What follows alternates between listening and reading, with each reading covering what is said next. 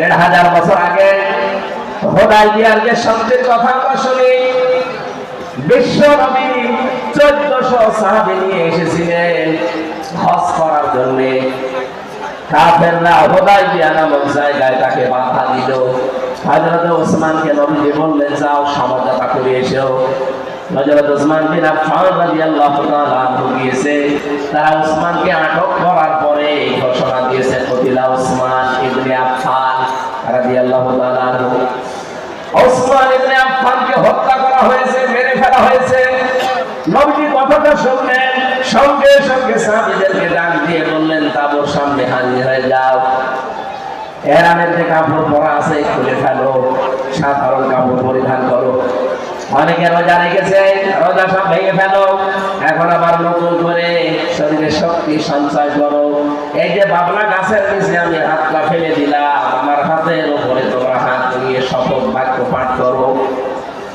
রব্বুল আলামিন বলেন, লাকাদ রাদিয়াল্লাহু আনিল মুমিনিনা ইয ইউবাইউনাকা তাহতাশ শাজারাতি ফালিমা মা ফি কুলুবিহিম ফানজালাস সাকিনাতা আলাইহিম ওয়া আতাবাহুম ফাতহান করিবা। ইয়াতে তিনটা সুসংবাদ আছে। সামনে যেটা আমাদের আসতেছে আমি দেখতে পাচ্ছি কোরআনের আয়াতের দিকে তাকিয়ে। আল্লাহ শুরুই করলেন লাকাদ দিয়ে। আল্লাহ পাক বলেন, অবশ্যই আমি আল্লাহ রাদিয়াল্লাহু, আমি রাজি হয়ে গেছি। আমি রাজি হব না, হয়ে গেছি। অবশ্যই আমি আল্লাহ রাজি হয়ে গেছি। আনিল মুমিনিনা, এই মুমিনদের উপরে, তাহতাশ শাজারাতি, এই গাছের নিচে, ইউবাইউনাকা, যারা আপনার হাতের উপরে হাত দিয়ে বায়াত লিখছে, শপথ পাঠ করছে, এই সবার উপরে আমি আল্লাহ রাজি হয়ে গেছি। তাফসীর ফি জিলালিল কোরআন সাইয়্যিদ কুতুব রাহমাতুল্লাহ আলাইহি লিখেছেন, সঙ্গে সঙ্গে নবী নিজের বাম হাতটা সবার উপরে তুলে ধরলেন। সাহাবী জিজ্ঞাসা করলেন, হে নবী, আপনি বাম হাত তুলে ধরলেন কেন? নবীজি বলেন, আজকে যে 1399 জন এখানে আছো, আর একজন তো বের ওনাকে মেরে ফেলা, হত্যা করার কথা জানিয়েছে। সুতরাং আজকের এই শপথ বাক্যে, এই অনুষ্ঠানে যত মানুষ আমরা আছি, সবার উপরে আমার আল্লাহ সন্তুষ্ট হয়ে গেছে। আমরা সবাই এখানে এসেছি, সবাই আল্লাহর সন্তুষ্টি পেয়ে গেলাম। কিন্তু ওসমান এখানে নেই, ওসমানের উপরও আল্লাহ রাজি হওয়া লাগবে। এই জন্য এই হাতটা আমি তুলে ধরলাম, এটা ওসমানের হাত। তার মানে আজকের এই ময়দানে যে 1400 মানুষ আছে, একজনের উপরও আল্লাহর নারাজ নেই। প্রত্যেকের উপরে আল্লাহ খুশি হয়ে গেছে, সন্তুষ্ট হয়ে গেছে। কারণ মাত্র একটা, ওরা নিরপরাধ একটা, বিনা দোষে একটা মানুষকে ওরা হত্যা করার ঘোষণা শুরু দিয়েছিল, মেরে কিন্তু ফেলেনি, মিথ্যা ছড়িয়েছে। আল্লাহর নবী একজন মানুষকে বিনা কারণে বিনা অপরাধে মেরে ফেলবে, এইটা তিনি মেনে নিতে পারেননি। শুধু মেনে নিতে পারেননি তা না, নিজের সাথে 1399 জন যারা ছিল সবাইকে জীবন দেওয়ার জন্য তিনি বাক্য পাঠ করাচ্ছেন শপথ। আজ বাংলাদেশে কত মানুষ বিনা অপরাধে বিনা কারণে বিদায় হয়ে যায় জালেমদের চক্রান্তে। কথা বলে না কেন? শহীদ মাওলানা আব্দুল সামাদ ভেতরে একজন। আমি আন্দাজে যে দোষীদের না কেন শয়তান বিশ্বাস করে না। শহীদ আল্লামা দেলাওয়ার হোসাইন সাইদি, শহীদ মাওলানা মতিয়ার রহমান নিজামী রহমাতুল্লাহ আলাইহি, যতগুলো শহীদ হয়েছে আপনি তাদের পেছনের জীবন খোঁজ খবর দিয়ে দেখবেন যে দোষে তারা দোষ দিয়েছে, একটা দোষ তাদের জীবনে ছিল না। আপনার দোষ নেই, আপনি যে বড় হত্যার সাথে জড়িত, আপনার দোষ নেই। 2006 সালের 28 অক্টোবর জসিম ভাইকে আপনি পিটিয়ে মারার পরে তার লাশের উপর গ্যাস দিয়েছে। পৃথিবী ভুলে যায়নি। আমি সিরাজগঞ্জ থেকে একবার আসছিলাম, তখন বাসে আসতাম, 7 সাল তখন। ছোটখাটো ওয়াজগুলো আমাকে নিয়ে মানুষ করাতো, তখন আর গাড়ি নিয়ে যাওয়া দূরের কথা, বাসে গেলে টাকা দিত না। 300 টাকা দিয়েছে কুষ্টিয়া থেকে সেই সিরাজগঞ্জ যাওয়া আসা ভাড়ায় লেগে যায় 220 টাকা। ওই সময় বাসে এসে শেষ করে ড্রাইভারের পেছনে বসে আছে, দেখলাম গাড়ি চলতে চলতে হঠাৎ বাম দিয়ে চালিয়ে দিল। ড্রাইভারকে বললাম আপনি এমন করলেন, হুজুর দেখেন না একটা মরা কুকুর পড়ে আছে, আমি ডবল করে ওর গার উপরে চাকা চালিয়ে দেবো, আমার বিবেক নেই। আমি বললাম আরে ভাই তো মরা কুকুর তো মরে গেছে, ওকে মানলে কি আর না মানলে কি? ড্রাইভার আমার দিকে তাকিয়ে বলছো হুজুর আপনি কি আসলে হুজুর নাকি ভয় করেছেন? আমি কেমন হুজুর?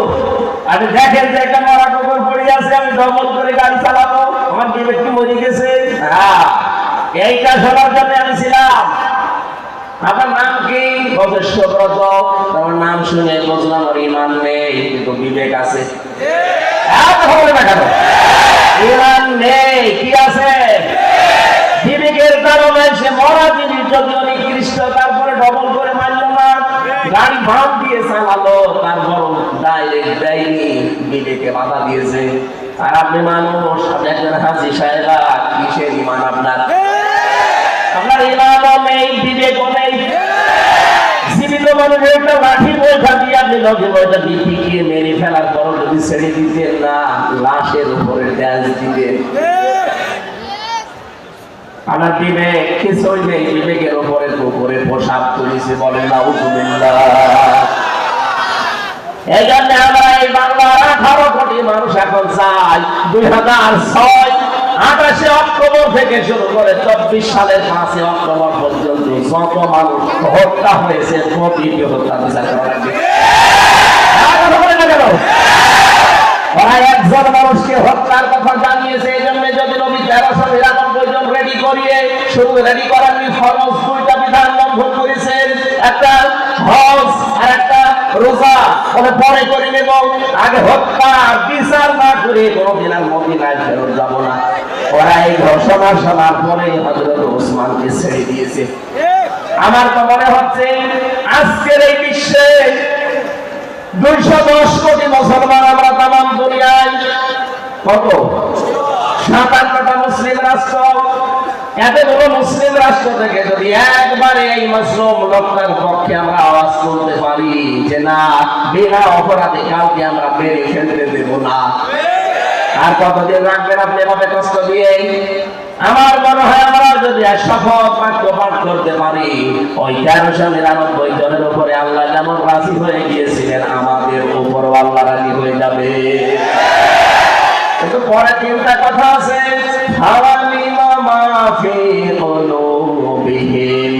আল্লাহ পাক বলেন তাদের মনে যেটা ছিল ওইটা কিন্তু আমি জানতাম। সুতরাং আমাদের মনের কথা না মুখের কথা এটা কিন্তু আল্লাহ জানেন। এই মাজলুম লোকটাকে জেলখানার অন্ধ প্রকোষ্ঠ থেকে বের করতে আমরা যেটা বললাম, এটা কি আমাদের মুখের কথা না মনের কথা? আরো জোরে বলেন। আল্লাহ বলেন মনের কথা যদি হয়, ফানজালাত সাকিনাতা আলাইহিম, তাদের উপরে আল্লাহর রহমত সাকিনা এটা নাযিল হবে। ওয়া তাবাহু ফাতাহান করিবা, তাদেরকে একটা আচ্ছন্ন নিকটবর্তী বিজয়ের সুসংবাদ আল্লাহ দেবেন।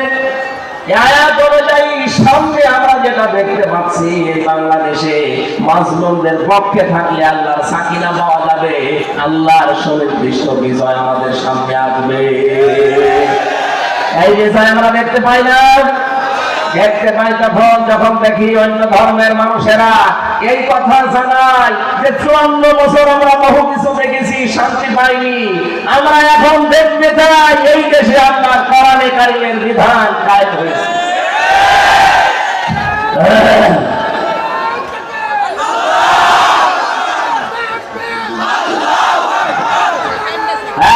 একটু আমাদের অভিভাবক জেলার শ্রদ্ধাভাজন এসপি সাহেব এসেছেন, উনি আপনাদেরকে সালাম দেবেন।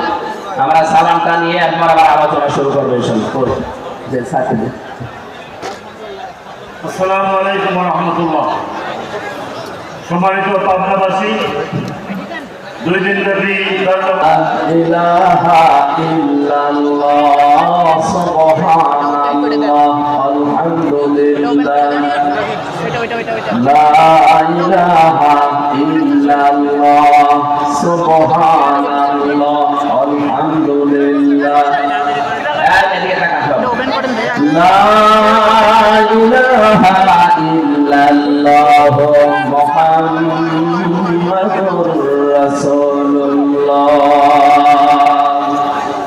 আমার ভাইরা, সুতরাং সত্যের পক্ষে, ন্যায়ের পক্ষে, ইনসাফের পক্ষে আমাদের দাঁড়ানো লাগবে। আজকের এই আহ্বান এই আয়াত থেকে সুনিশ্চিত এবং নিকটবর্তী বিজয়ের সুসংবাদ আল্লাহর পক্ষ থেকে পাওয়া যাবে, যেটা আল্লাহ আমাদেরকে সামনে দেখিয়ে দিচ্ছেন। সকলে বলেন আমিন। দরুদ আর সালাম পাঠের মাধ্যমে আজকের তেলাওয়াতকৃত আয়াত থেকে আমরা আরম্ভ করছি। আমি কোরআনে কারিমের সূরা মুদাসসির 7টা আয়াত পড়েছি। এত আয়াত আমি তাফসীর মাহফিলে পড়ি না, আজকে একটু বেশি হয়ে গেছে। আপনারা সময় দেবেন না ইনশাআল্লাহ? আমার শরীর যেন সাপোর্ট দেয়, সকলে বলেন আমিন। সূরা মুদাসসির, নবীজিকে আল্লাহ কোরআনে 7টা নাম ধরে ডাক দিয়েছিলেন, তার ভেতরে মুদাসসির আয়াতগুলো কোরআনের নাযিল হয় পৃথিবীতে। আমরা জানি অনেকে এই সূরা আলাকের প্রথম 5 আয়াত, অনেক তাফসীরকারক লিখেছে না প্রথম আয়াত নাযিল হওয়া কোরআনে কারীমের এই সূরা মুদাসসিরের প্রথমে এই 7টা আয়াত। দুইটা বর্ণনা ঠিক আছে। প্রথমটা নাযিল হওয়ার পরে নবীজি যখন হেরা গুহায় বিশ্বনবী মুহাম্মদ রাসূলুল্লাহর কাছে ফেরেশতা এসে বলেন, ইয়া মুহাম্মদ ইকরা। নবীজি বললেন, মা আনা বিকারি, আমি পড়তে পারবো না, আমি পড়তে জানি না। এই শব্দটা আমি বাংলা অর্থে মিলাতে পারি না। এখানে বাংলা অর্থ হবে আমি পড়তে পারবো না। পড়তে পারবেন না মানে আমি বলে বলে দে, আপনি পড়েন ইকরা ইকরা ইকরা। এদিকে তাকান, গুরুত্বপূর্ণ একটা তথ্য এখানে আছে। তিনবার তিনি বললেন মুহাম্মদ পড়েন, তিনি বললেন আমি পড়তে পারবো না, আমি পড়তে জানি না। এ শব্দ আমরা যদিও বাংলায় অর্থ করি, বাংলা অর্থ হবে আমি পড়তে পারবো না। কেন পারবেন না? ফেরেশতা জিবরাইল চতুর্থবার যখন বললেন ইকরা বিসমি রাব্বিকাল্লাযী খালাক খালাকাল ইনসানা মিন আলাক ইকরা ওয়া রাব্বুকাল আকরামুল্লাযী আল্লামা বিল কলাম আল্লামাল ইনসানা মা লাম ইয়ালাম। জিবরাইলের পড়া শেষ। এটা তাফসীরে হাক্কানি থেকে বলছি। সঙ্গে সঙ্গে নবীজি আরম্ভ করলেন বিসমি রাব্বিকাল্লাযী খালাক। জিবরাইল জিজ্ঞাসা করেছিলেন, নবী হে মুহাম্মদ, তিনবার আপনাকে আমি বললাম পড়তে, আপনি পড়লেন না। এবার আমি 5টা আয়াত পর পর তেলাওয়াত করলাম, আপনি যে আরম্ভ করে দিলেন। নবীজি প্রশ্ন ছুড়ে দিলেন, ইয়া আখি জিবরাইল, হে ভাই জিবরাইল, বারবার আপনি আমাকে শুধু বলেন যে পড়ো পড়ো পড়ো, আমি কি পড়বো? আমি তো যার নামে পড়তে পারি না, আমি তো দরগার নামে, দুর্গার নামে, বাবার নামে পড়তে পারি না। যখন এই বলেছেন বিসমি রাব্বিকা, রবের নামে পড়েন, আমি কিন্তু আর দেরি করি নাই, এমনকি এক আয়াত পড়ি নাই, সঙ্গে সঙ্গে আপনার সাথে আমি 5 আয়াত পড়েছি। জোরে বলেন আল্লাহু আকবার। এখান থেকে নবীজি তার উম্মতদেরকে কিয়ামত পর্যন্ত শিক্ষা দিতে চাইলেন, আমার উম্মতেরা পৃথিবীতে যদি লেখাপড়া করতে হয়, এই পৃথিবীর কারো নামে পড়া যায় নেই, পড়তে হবে কার নামে? আরো জোরে বলেন কার নামে? সামনে দাঁড়ালাম ট্রাস্টে পড়া হয় কার নামে? বাংলাদেশে বহু প্রতিষ্ঠান আছে যেখানে আল্লাহর নামে পড়া এখনো আরম্ভ হয়নি, যেখানে বাবার নামে পড়া হয়। আমরা যারা দায়িত্বে আছেন, শিক্ষা মন্ত্রণালয়ে যারা দায়িত্বে আছেন, তাদেরকে আমরা 96% মুসলমানের দেশে ওদের তো আহ্বান জানাচ্ছি, শিক্ষা ব্যবস্থা আল্লাহর নামে পড়া আরম্ভ করা লাগবে। আপনারা এই দাবির পক্ষে আছেন না? বলেন। সংখ্যা 154টা। এখনো পর্যন্ত এই দেশে মাদ্রাসা লাইনে যারা আছে, তাদের এই প্রতিষ্ঠানগুলো এখনো পর্যন্ত কার্যকর ভূমিকায় চায়নি। বিশেষ করে শিক্ষার দায়িত্বে যারা আছেন,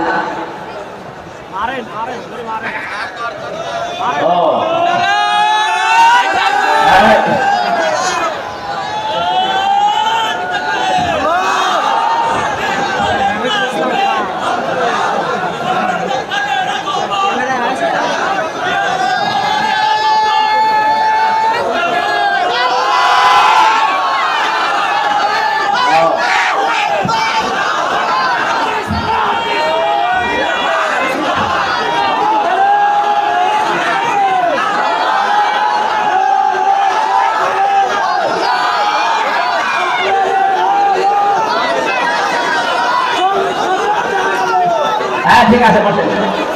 বাংলাদেশ জামাত ইসলামীর সেক্রেটারি জেনারেল এবং সহকারী সেক্রেটারি জেনারেল দুইজনই এসেছে আমাদের মাঝে, আমরা ওয়েলকাম জানাচ্ছি। তাদের সুস্বাস্থ্য এবং দীর্ঘায়ু কামনা করছি, সকলে বলেন আমিন। ওনারা দোয়া নেওয়ার জন্য এসেছেন আপনাদের এই মুসলিম জনতার কাছে। আমরা দেবো, আমরা এই পয়েন্টটা শেষ করি এরপর আপনারা বসেন ভাই, পরে পরে বসেন। আমার ভাইরা, ধর্ম উপদেষ্টা হিসাবে যিনি এখন দায়িত্বে আছেন ডক্টর আহমদ খালিদ সাহেব, উনি অলরেডি বাংলাদেশের মসজিদের খতিব, ইমাম এবং মুয়াজ্জিনদেরকে সরকারিভাবে, বিশেষ করে পশ্চিমবঙ্গের মতো তাদের ভাতার ব্যবস্থা অলরেডি করছে। এটা যদি কায়েম হয়, এই দেশে যতগুলো প্রতিষ্ঠান আছে, বিশেষ করে বাঁকা চোখে দেখা হয় যাদেরকে আল্লাহর নামে পড়ানো হয়, এই জন্য বাঁকা চোখে দেখা হয়। ৯৬% মুসলমানের দেশে আমরা আহ্বান জানাবো এগুলো তাড়াতাড়ি কলেজের মতো এমপিও মুক্ত করা হোক, এই সরকারিকরণ করা হবে না, আমরা চাই না। তাহলে কখনই 2 টাকা 5 টাকার জন্য আপনার পেছনে ঘোরা লাগবে না তাদের। নবীজি বললেন, জিবরাইল বারবার আমাকে বলেন যে পড়ো পড়ো পড়ো, আমি পড়বো কি? যখনই বলেছে যে ইসমি রব্বিকা, রবের নামে, তখন আমি আর দেরি করি না। সুতরাং আহ্বান জানাবো আমাদের ছেলে মেয়ে যাদের আছে এইরকম প্রতিষ্ঠান, যেখানে পাবেন অন্তত 3 থেকে 5 বছর আপনি ছোটকালে তাদেরকে কোরআনের সাথে সম্পৃক্ত করার জন্য পড়াবেন। কারণ কোরআনের সাথে সম্পর্ক মানে রবের সাথে সম্পর্ক। কথা বলেন ঠিক কিনা? 3 থেকে 5 বছর আপনি একটু চেষ্টা চালান, এরপর আপনার ছেলেকে আপনি ডক্টর বানান, ডাক্তার বানান, ইঞ্জিনিয়ার বানান, ডিসি বানান, এসপি বানান, যা বানাবেন, কোনো অসুবিধা নেই। শুধুমাত্র এখানে 3 থেকে 5 বছর এরকম যত প্রতিষ্ঠান বাংলাদেশে আছে যেখানে কোরআনের শিক্ষা দিয়ে রবের সাথে সম্পর্ক করা হয়, আমি 2টা গ্যারান্টি আপনাকে দিতে পারি। এই 3 বছর 5 বছরের কারণে আপনার ছেলে কোনোদিন নেশা করবে না। 2 নম্বরে, কোনোদিন শেষ বয়সে আপনাকে বৃদ্ধাশ্রমে রেখে আসবে না। কয়েকদিন আগে আমি নীলফামারীর কিশোরগঞ্জ থানায় গিয়েছিলাম। ওরা আমাকে বৃদ্ধাশ্রমে নিয়ে গেল দেখার জন্য, যে দেখি এইদিকে 25 জন, এইদিকে 25 জন, 50 জন মা আর বাবা বসে আছে। এদের চেহারার দিকে তাকিয়ে আমি বুঝতে পেরেছি সবাই তার সন্তানের জন্য বরদোয়া করছে। তাদেরও তো আমাদের মতো ছেলে মেয়ে নেই। কথা বলুন না কেন? আমি 2 জনের সাথে কথা বলেছিলাম, একজনের ছেলে ডিসি আর একজনের ছেলে আমেরিকায় থাকে, অথচ মা আর বাবা 2 জন বৃদ্ধাশ্রমে, চোখের ভেতরে ছলছল করছে পানি। আপনি আজ পর্যন্ত শুনেছেন যে কোরআন জানে, হাদিস জানে, আলেম না, শুধু কোরআনের জ্ঞান আছে, আল্লাহ সম্পর্কে জ্ঞান রাখে, এরকম কোন মানুষ তার মা বাবাকে বৃদ্ধাশ্রমে রেখে দিয়েছে? যদি কোনো জায়গায় রেখে দেয়, এর পেছনে একটা কারণ আছে। আমি যতটুকু খোঁজ নিয়েছি, যদি এরকম কিছু পায়, আপনি দেখবেন হয় তার স্ত্রীর কারণে, শ্বশুর শাশুড়ির কারণে মা বাবাকে হয় আলাদা করে দেয়, বৃদ্ধাশ্রমে রেখে দেয়। আল্লাহর সাথে, রবের সাথে পরিচয় থাকার পর অনেক সন্তান পারে না, কারণ স্ত্রীর মন রক্ষা আর শ্বশুর শাশুড়ির দিকে তাকাতে গিয়ে নিজের মা বাবাকে ছেড়ে দেয়। কথা বলো দেখানো। আমার এই চোখের দেখা, মাত্র 7 বছর বয়স, এখনো পর্যন্ত আমি বাতাসা খুব বেশি ভালো করে পারে না, কয়েকদিন ভর্তি হয়েছে মাত্র। ওস্তাদ দেখলাম বৃষ্টির ভেতরে এসে ওযু করবে, ছাত্র পানি ঢেলে দিচ্ছে, কাদা লেগেছিল, কাদা ছড়িয়ে দিচ্ছে, মাত্র 7 বছর। আমি এই চোখেও দেখেছি। বিশ্ববিদ্যালয়ে ক্লাস চলছে, আমি তখন জাহাঙ্গীরনগরে ছিলাম, মাস্টার্সে ক্লাস চলছে, শিক্ষককে জুতা দিয়ে পিটাচ্ছে ছাত্র। বলছে বাংলাটা বলতে পারলাম না তো ধরে আমি মেরেই ফেলবো। শিক্ষক বলছে, বাবা তুই আমার ছেড়ে দে, আমি জীবনে আর ক্লাসে আসবো না। বলে না, তোরে আমি বলেছিলাম যে ওই শিক্ষা দিতে দিবি না, তোরে আমি মেরেই ফেলবো। ওইটাও ছাত্র, এটাও ছাত্র। ওইটা অলরেডি মাস্টার্সে পড়ছে, জানোয়ার হয়ে গেছে, আর এটা এখনো আলিম পাস শেষ হয়নি। এটা মানুষের মতো মানুষ হচ্ছে। এই জন্য আহ্বান জানাচ্ছি, রবের নামে পড়া আরম্ভ করা লাগবে। রবের সাথে আমাদের পড়ার পরিচয় নেই, এই জন্য আমরা অনেক জায়গায় যাওয়ার পরেও দেখি না কাঙ্ক্ষিত মানের মানুষ আমরা হতে পারছি না। এই জন্য ইন্নাল্লাযীনা আমানু ওয়া আমিলুস সালিহাত সারা জীবনে আয়াতের ব্যাখ্যা শুনিয়েছে, যারা ঈমান আনে আর নেক আমল করে না। সালেহ শব্দের শাব্দিক অর্থ শুধু নেক নয়, শুধু সৎ নয়, সালেহ মানে যোগ্য। সালেহ মানে কি? আমরা যারা বলি আল্লাহর আইন চাই, সৎ লোকের শাসন চাই, সৎ হওয়া লাগবে এবং লোকটাকে যোগ্য হওয়া লাগবে। বহু মানুষ আমরা সৎ দেখেছি এই দেশে, দেখতে তো ভালো লাগতো, মনে হয়তো যে আসমান থেকে বানিয়ে এসেছে দরবেশ, কিন্তু এত বড় অসৎ মানুষ বাংলাদেশে আর নেই। আমি নিজে দেখেছি, আমার মাথায় যখন দড়ি দিয়ে কোর্টের বারান্দা নিয়ে দিয়ে যাচ্ছিল, এই দরবেশ বাবা আমার সামনে ছিল। উনি ম্যাজিস্ট্রেটের কক্ষে প্রবেশ করলো, করে কি যেন বলে আসলো, আসার পরে আমারে দেখে উনি হাসি দিল। হাসি দেওয়ার পরে এটা জানিয়ে চোখ টিপ দিয়ে এইটা জানাতে চেয়েছে যে দেখেন কেমন লাগে। আজ যখন দরবেশকে দাড়ি কাটা অবস্থায় নিয়ে যায়, আমারও মাঝে মাঝে মনে হয় ওনার ওই কথাটা, দেখ কেমন লাগে। যদিও এটা আমি মন থেকে বলি না, বিপদে পড়লে আসলে উপহাস করা ঠিক না, কিন্তু ওনারা যা করেছে আল্লাহ উল্টি ওইটা ওনাদের উপরে ফেলেছে। গতকাল তো আমি রাতের বেলা ছিলাম চাঁদপুরের ফরিদগঞ্জ, ওই জায়গায় যে মহিলা এতদিন পর্যন্ত আওয়াজ দিত যে ফিটনেস বিহীন বিএনপি, লাইসেন্স বিহীন জামাত, আল্লাহ ওনার পুরা কথাটা উল্টিয়ে ওনার শরীরের উপরে আজ লাগিয়েছে। ওনার শরীরের কোনো ফিটনেস নেই, আর ওনার লাইসেন্স তো শেষ। আমি তো রাজনৈতিক নেতা না, রাজনৈতিক কথা বলবো ইঙ্গিত দিলাম। দুনিয়াতে যে যা করছেন ওইটা কিন্তু আল্লাহ উল্টিয়ে আপনার উপরে ফেলে দেবে। এমন কিছু করবেন না। সালেহ মানে কি বলছিলাম যেন? যজ্ঞ। জোরে বলেন কি? এই জন্য এই যজ্ঞ করে করে চলতে হবে। এই দেশে যারা কাজ করছে মানব জাতির পেছনে, আপনি তাদের কাছে থাকবেন। যারা কাজ করছে আপনার বিবেক আছে, আপনি দেখে নিন। যারা ছোটবেলা থেকে গড়ে তুলতে চায় আপনার সন্তানকে, আপনার ছেলেকে, আপনার মেয়েকে, আমি যেহেতু এখনো পর্যন্ত এরকম বয়সে আছি, এজন্য আমার চোখে আমি যা দেখতে পাচ্ছি তাই আপনাকে শোনাচ্ছি। যারা মানুষকে সৎ এবং যোগ্য করে গড়ে তুলতে চায়, আপনার ইমানি দায়িত্ব হবে এখন আপনার ছেলে মেয়েকে ঠিক তাদের কাছে নিজে হাত ধরে দিয়ে আসা। হয়তো শেষ বয়সে আপনাকে বৃদ্ধাশ্রমে থাকা লাগবে, অথবা আপনার ছেলেকে দেখবেন বিভিন্ন নেশা ভাঙ করে আপনার সামনে এসে উল্টা পাল্টা গালিগালাজ করছে। আল্লাহ আমাদেরকে হেফাজত করুন। আমরা সূরা মুদাসসির থেকে যেহেতু তাফসীরুল কোরআন মাহফিল লিখা, আমরা এখান থেকে আয়াত থেকে পড়া আরম্ভ করব। আমাদের মেহমানরা ব্যস্ত, ওনারা আরো অনুষ্ঠানে যাবেন। সালাম দেওয়ার পরে আমরা আরম্ভ করছি ইনশাআল্লাহ। আসসালামু আলাইকুম। একটু ঘোষণা দেন। বসে বসে।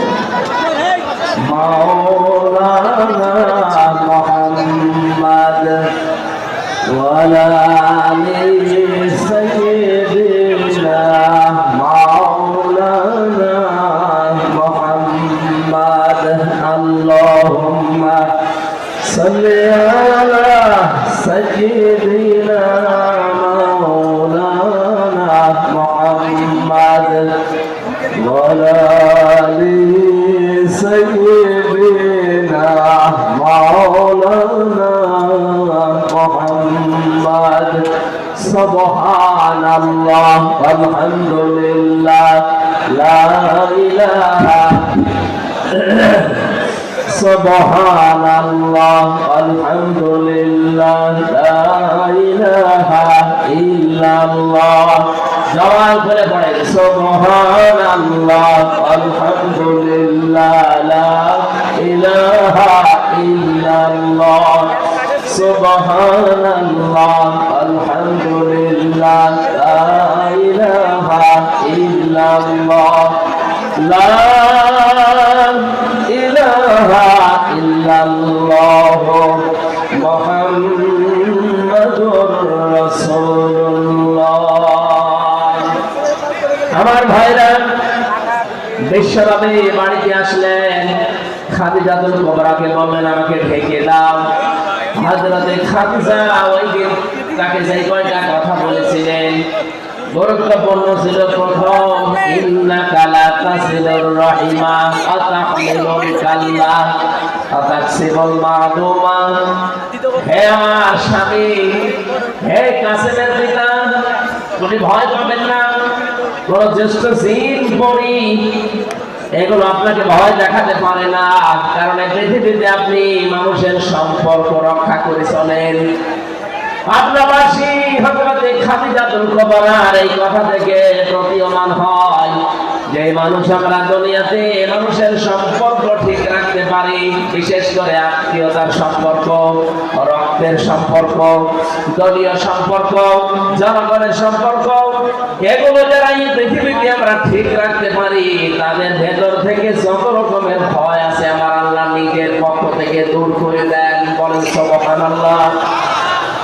এই কথাটা জানাতে এই রজব মাসে বিশ্ব নবীকে এখান থেকে লক্ষ লক্ষ মাইল দূরের পথ 27টা বছর তাকে আল্লাহ নিজের কাছে রেখে মাত্র 14টা জিনিস তাকে শিখিয়েছিলেন। তার প্রথম নাম্বারে এই সম্পর্কটা রব্বুল আলামিন তাকে জানিয়ে দিলেন, রাব্বুকা আল্লা তা'বুদু ইল্লা ইয়্যাহু ওয়া বিল ওয়ালিদাইনি ইহসানা। খুব ভালো করে শুনবেন। 53টা বছর, 40 বছরে তিনি নবুয়ত পাওয়ার পরে 13টা বছর জুলুম, অত্যাচার, নির্যাতনের স্টিমরোলার তার উপরে চলছে। তিনি 3 বছর শিয়াবে আবি তালিবের 3টা বছর তিনি জেলখানায় ছিলেন। এই কঠিন পরিস্থিতির পরে আমার আল্লাহ তাকে সুসংবাদ দিলেন, হে নবী, আপনাকে আমি সামনে একটা কল্যাণময় রাষ্ট্র পরিচালনার দায়িত্ব দেব। এজন্য যেদিন হিজরত করার সময় তাকে আল্লাহ নিজে শিখিয়ে দিয়েছিলেন, মিল্লাদুকা সুলতানান নাসীরা। হে নবী, আপনি এই কঠিন মুহূর্ত পার করবেন। আজকে চারিদিকে 24 জন কাফের আপনাকে ঘিরে রেখেছে। আপনার বাড়ি এখান থেকে পথও সেরকম না, বিশাল কঙ্কটারণী, কঙ্কটা কাটা যুক্ত এরকম কঠিন একটা পথ আপনাকে পাড়ি দেওয়া লাগবে, প্রায় 600 কিলোমিটারের মতো, 450 মাইল। এই বিশাল পথ পাড়ি দিয়ে যেখানে যাবেন ওই জায়গায় আপনার সব লোক আপনার পক্ষে না। এই বিশাল কাজ কারবার গুলো করার পর একটা রাষ্ট্র আপনাকে আমি আল্লাহ উপহার দেবো। এই জন্য দোয়াটা আপনি আমার কাছে করেন।